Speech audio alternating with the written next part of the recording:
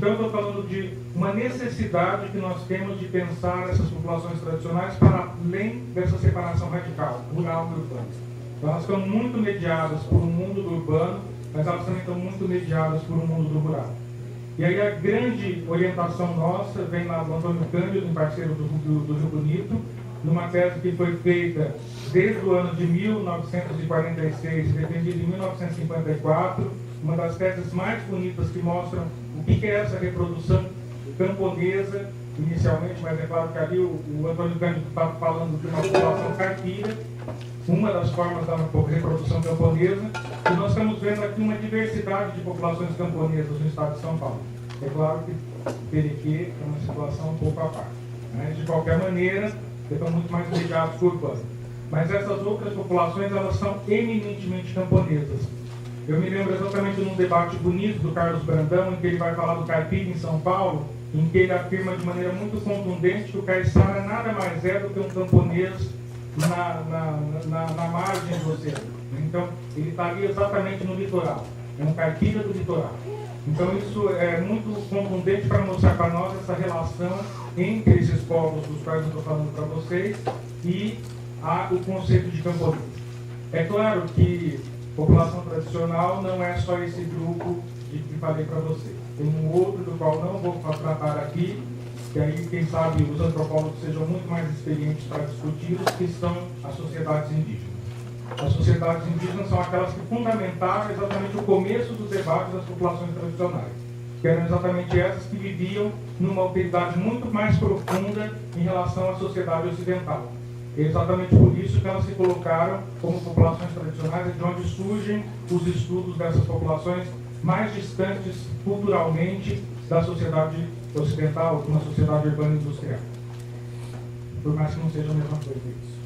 Agora, outro elemento que considero fundamental para nós discutirmos essas populações tradicionais, então que vem desses estudos lá do Antônio Cândido, passam pela Marisa Laura Pereira de Queiroz, discutindo o bairro rural, é o quanto que essas populações conformaram essas unidades de sociabilidade, que era o bairro rural, e que tinha como centro uma capelinha, e aí um vínculo religioso extremamente contundente, é o quanto que, na verdade, essa capelinha centralizava um modo de vida e centralizava ainda mais a conformação de um território.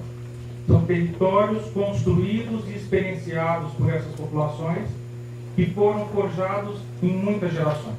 E isso é importantíssimo para nós pensarmos o quanto que essas contribuições da década de 50, 60, que vem da sociologia, não precisam ser destruídas nem apagadas. Elas nos ajudam a entender esse mundo de hoje. Sobretudo um mundo que é marcado, por isso que a Maria Geralda já pontuava para nós, né? Que são essas dimensões da reprodução material e imaterial desses sujeitos. Então nós estamos vendo aí um conjunto de populações, melhor, né? Muito diversas entre si, e o que eu tenho visto cada vez mais é o quanto que a geografia pode nos ajudar a ler esses grupos. E pode nos ajudar por quê? Porque essas populações vivem ainda muito mediadas pela natureza, mas elas vivem muito mediadas pela sua própria cultura, que está vinculada com essa natureza. Então, para nós, elas seriam o cerne do nosso próprio debate, que é da relação entre sociedade e natureza. Elas estão mediando um mundo que é de uma natureza não natural, é sempre uma natureza construída. E aí, o debate do que é floresta hoje, do que é uma mata atlântica hoje, nos ajuda muito a entender isso. Porque o que é a biodiversidade da Mata Atlântica? O que é a biodiversidade da floresta amazônica? Se não, em grande parte, a presença desses povos tradicionais, e aí incluindo inclusive os indígenas, que participaram da construção dessa biodiversidade. O que é, então, essa natureza para esses sujeitos, se não uma construção social? Nós estamos falando do que é a representação dela, mas também o que é a própria diversidade dessa Mata Atlântica. Eu estive há 2 semanas no Vale do Oliveira, visitando a comunidade do Mandira, e nós fomos visitar um sambaqui. E esse sambaqui, que eu já tinha visto outras vezes, foi um elemento importante para mim, para que eu pudesse perceber o quanto que esse mundo está mediado por essa natureza. Esse mundo que é de construção cultural.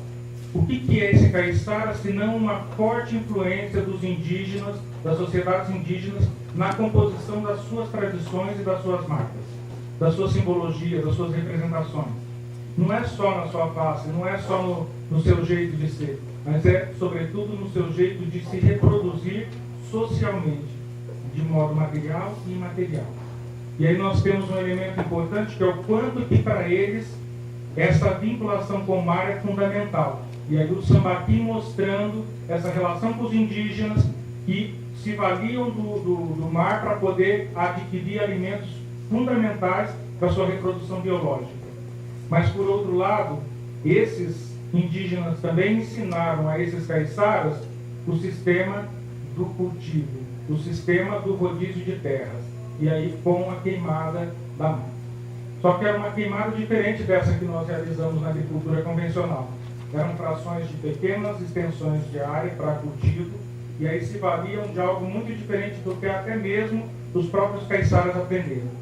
Porque os caiçaras queimam a mata numa época em que a vegetação já está muito seca, e aí eles produzem a cinza, que é muito importante para reduzir a acidez do solo. Mas essa cinza ela vai embora já nas primeiras chuvas. Os indígenas faziam um pouco diferente. Os indígenas queimavam numa época em que havia mais umidade na vegetação, e isso permitia que não se produzisse só unicamente cinza, mas se produzisse também carvão. E esse era o elemento fundamental para fazer com que essa perda de acidez fosse mais contínua, fosse mais duradoura, já não se esvaía nas primeiras chuvas.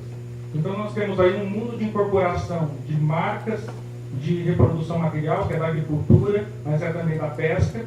E aí no caso da agricultura é a realização dos cultivos a partir das roças que depois passaram a ser as roças caiçaras, e que são um marco na reprodução desses sujeitos. Então nós temos aí uma mediação muito forte com essa origem indígena, mas é uma mediação muito forte também com a natureza. Então nós estamos vendo aí um mundo que imbrica o natural com o cultural. É uma reprodução da própria mata na sua biodiversidade, que vai ser agora completamente diferente. E aí eu lembrava há pouco exatamente do que na Amazônia, né? Só para pontuar uma área diferente do Vale do Ribeiro. É exatamente essas áreas de terra preta que mostram o quanto que os indígenas cultivavam na mata e foram fundamentais para enriquecer esse solo da Amazônia. Então, uma área, um elemento fundamental para nós vermos essa relação entre esses sujeitos na composição dessa própria floresta, no caso da floresta amazônica, mas também da Mata Atlântica. São muitas as áreas em que a gente pode ver o quanto que esses cultivos que eram antigos ainda têm a sua presença, às vezes com uma arbórea frutífera, ou às vezes com um casario já não mais tão presente, já em ruínas. Então tudo isso vai mostrando para nós o quanto que eles estavam ali, estavam cultivando, estavam melhorando as suas terras e aumentando a biodiversidade. Então nós temos aí uma relação muito forte. Isso está entre os caiçaras, que é isso que eu estava pontuando mais para vocês, mas isso está presente também entre os quilombolas, isso está presente nos pescadores, isso está presente nos ribeirinhos, isso está presente em várias populações tradicionais do Brasil também, como os jangadeiros. Ainda sobre os quilombolas, é importante a gente falar mais uma coisa, né? Além da pesca, além da roça, ainda existia uma outra prática de reprodução material fundamental, que eram os currais de criação. Tanto a criação do porco como a criação do gado vacum, esse em menor quantidade, mas sobretudo os galináceos. A galinha era fundamental na reprodução desses sujeitos, como demonstrou no caso ali da região de Sorocaba, Boituva, na porção mais central de São Paulo, Antônio Cândido, em relação aos caipiras. Porque era a partir das galinhas que eles conseguiam ter uma maior riqueza proteica, além do peixe, porque o peixe não está o ano todo disponível no oceano. Tem muitos momentos em que ele rareia, e aí você tem a dificuldade de se manter em termos de consumo proteico. Então, a criação das galinhas era fundamental. Mas havia uma outra atividade importante também, que era a caça. A caça e o extrativismo vegetal. O extrativismo não só para a coleta de alimentos, mas também de materiais para a composição dos instrumentos de trabalho, de armazenamento, de caça. Então era a partir da madeira que eles também faziam as embarcações, a partir das madeiras que eles iam compor os cestos, e isso tudo migrou dos indígenas para os caiçaras. Então a gente vê que para os caiçaras a presença indígena foi fundamental. Por mais que a gente também veja muito forte, no caso do Vale do Ribeira, nas populações quilombolas, uma presença negra muito contundente. Agora, é claro que mesmo quando a gente vai falar de quilombola, a gente não está falando do mundo homogêneo. Uma coisa é falar do quilombola no Vale do Ribeira, que tem uma tradição que vem muito da escravidão, mas uma escravidão não daquele mesmo parâmetro do quilombo de Palmares, de negros fugidos que estavam em busca da liberdade, que viviam ainda nas suas tradições religiosas, mas sobretudo de um mundo que foi incorporando cada vez mais o catolicismo rústico. E é exatamente por isso que as tradições da Umbanda, do Candomblé, não entraram de maneira contundente no Vale do Ribeira. É um outro mundo de reprodução social. E aí, como eu falava para vocês, o bairro rural, com a presença do catolicismo rústico, foi muito, muito contundente. Então nós estamos vendo aí um mundo muito diverso, sujeitos que vivem em situações muito diferentes, e aí buscando, claro, que se manter na terra e se manter, sobretudo, no seu território, como vai dizer nos últimos anos de Carlos Walter Porto, que hoje mais do que uma luta pela terra, nós temos uma luta por território. É isso que a gente vê nesses povos. Agora a gente vê com desníveis muito grandes, né? Aquilo que em francês a gente falaria de décalage, né? Que é exatamente esse desnível entre sujeitos, entre situações, entre níveis do relevo, mas de qualquer forma o que nos interessa é esse descompasso de possibilidades de reprodução social desses sujeitos e até mesmo de resiliência, né? De condições de se manter, de se reproduzir e superar suas próprias adversidades. Por que eu estou falando dessas diferenças, né? Porque para os quilombolas, a partir da Constituição de 88, houve a possibilidade deles entrarem com um pedido de uma titulação coletiva da terra e aí lutarem pelos territórios ancestrais. Por mais que a gente não veja de forma generalizada, ou não veja pelo menos numa fração mínima, uma recomposição desses territórios ancestrais instituídos, ou pelo menos marcados pelos antropólogos. O que eles pelo menos colocam no seu mapeamento básico é uma fração daquele território ancestral. Por mais que isso seja mínimo, já é uma possibilidade muito melhor do que a dos caiçaras. E é disso que eu falava das situações muito diversas. O caiçara não tem qualquer amparo legal para reconstruir o seu território, para lutar pelo seu território. E às vezes territórios tão antigos quanto os quilombolas. Nós estamos falando de populações subalternas de mesmo nível. Nós estamos falando de populações subalternas que às vezes são a mesma. No caso do Mandira, que eu citava para vocês, é uma população caiçara, mas é uma população que conseguiu seu reconhecimento como população quilombola no ano 2000. Então nós estamos vendo situações que se sobrepõem até. São populações que vivem em condição muito subalterna, precária e marginal. No sentido não de marginal, de marginalidade social, mas no sentido de como que eles estão postos no mundo da reprodução social no Brasil. Então, claro que as resistências são diferentes. No caso dos caiçaras, então, como que eles podem lutar para se manter? É uma luta, às vezes, sem condição de sucesso. É o que se vê hoje, por exemplo, na Jureia. E eles estão lutando já há mais de 2 décadas e não tem perspectiva de conseguir se manter ali na unidade de conservação. E aí é o grande problema hoje do Vale do Ribeira, como é um problema também, às vezes, em algumas áreas do litoral norte. Por quê? Porque essas áreas que foram mantidas por esses sujeitos, hoje se colocam numa situação muito precária, porque mantiveram essas áreas com Mata Atlântica. E aí, às vezes, agora vão ter que sair dessas terras, como é o caso dos caiçaras da Jureia. Então, nós estamos vendo aí uma situação muito precária. A Tereza Lupiari, naquela época, agora Tereza Paz, na época em que fez a sua tese de doutorado, então Tereza Lupiari, ela defendia exatamente o quanto que nós temos que pensar uma questão caiçara hoje. Exatamente o quê? O quanto que é necessário o Estado pontuar um outro tipo de gestão com esses sujeitos para que eles possam ter direito ao seu território original. Ou seja, uma situação semelhante ao dos quilombolas, para que esses sujeitos possam se manter, possam ali se reproduzir. Agora, o que é mais interessante, eu pude conhecer várias populações caiçaras, algumas populações quilombolas do Vale do Ribeira, do litoral norte de São Paulo. E o que eu presenciei? Sujeitos muito diferentes também entre si. Já estou falando de várias desigualdades, vários desníveis entre eles, mas o que eu pude perceber? No caso do caiçara que eu falava para vocês, que vivem uma mediação muito forte com a pesca, com a roça, com o extrativismo, a chegada dessas unidades de conservação mudou tudo isso. eles agora não podem mais roçar, eles não podem mais criar os animais, eles não podem mais realizar a mesma pesca naquele mesmo volume, com a mesma liberdade que eles tinham no passado, reproduzindo o seu modo de vida. Isso tudo os impactou, alterando a forma como eles têm que se reproduzir em termos materiais. Mas muito do que havia em termos culturais do passado ainda se mantém.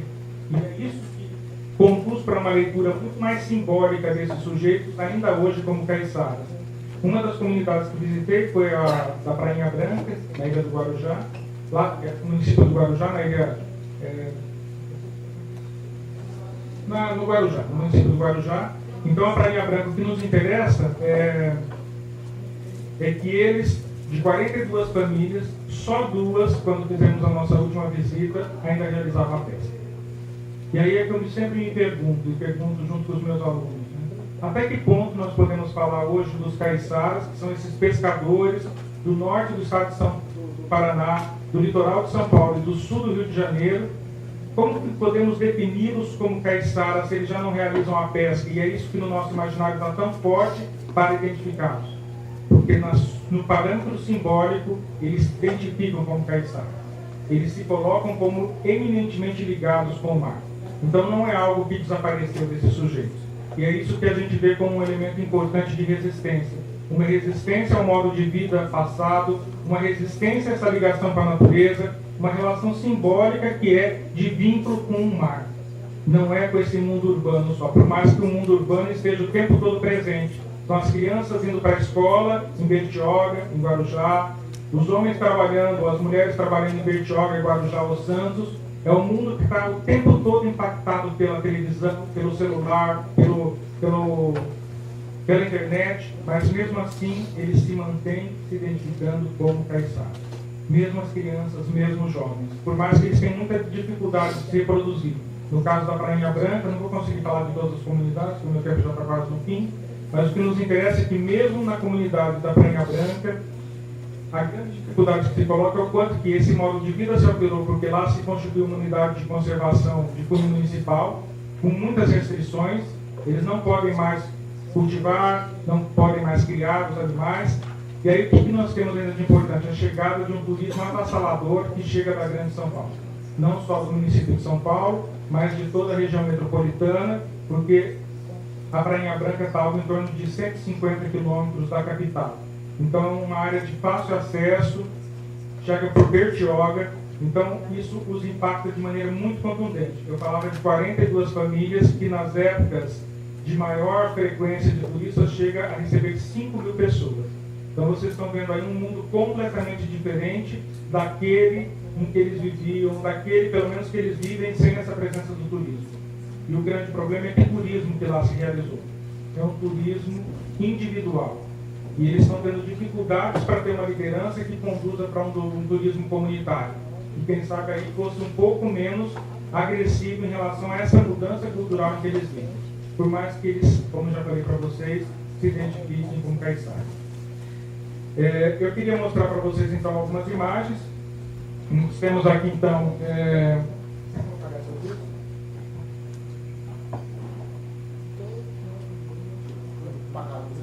Tem como alguém apagar a luz aqui da frente? Então aqui nós temos o litoral de São Paulo. Aqui nessa parte norte está o Perequê, que é exatamente no município do Guarujá, por mais que esteja ali Bertioga, que é o município mais ao norte.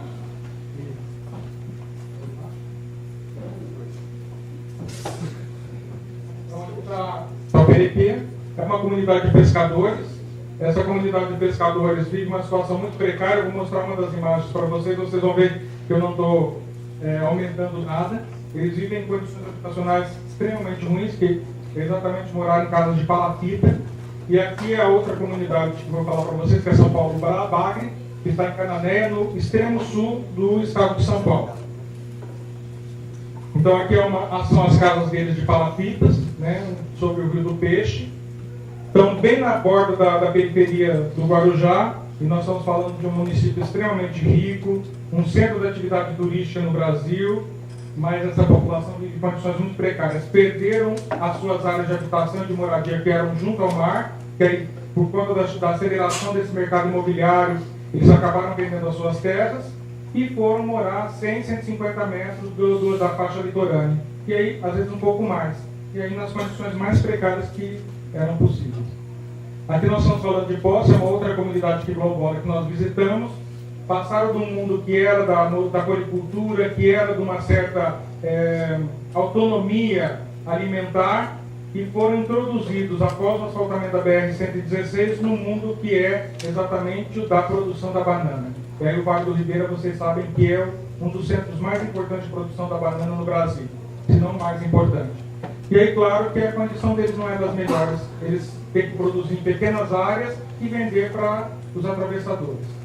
E aí eles vivem numa situação muito difícil, porque por mais que tenham conseguido o reconhecimento da terra como quilombolas, ainda não conseguiram a terra toda. Que aí é a necessidade da retirada daqueles que não são quilombolas, que são os terceiros. Mas isso ainda não aconteceu. Também não aconteceu no Marujá, no Mandira, que é uma comunidade muito mais bem constituída em termos de liderança, de força política, de reconhecimento internacional. E aí a gente vê que as condições hoje ainda são muito ruins, mesmo para os quilombolas, que eu falava para vocês, que tem um pouco melhor de condições do que os caiçaras. Aqui nós estamos vendo uma casa de farinha, que é uma das marcas desse mundo, com a presença exatamente dos cultivos, que era o cultivo da mandioca. Aí a mandioca era um dos alimentos mais importantes da base alimentar desses sujeitos, mas é algo que hoje já não se pode fazer.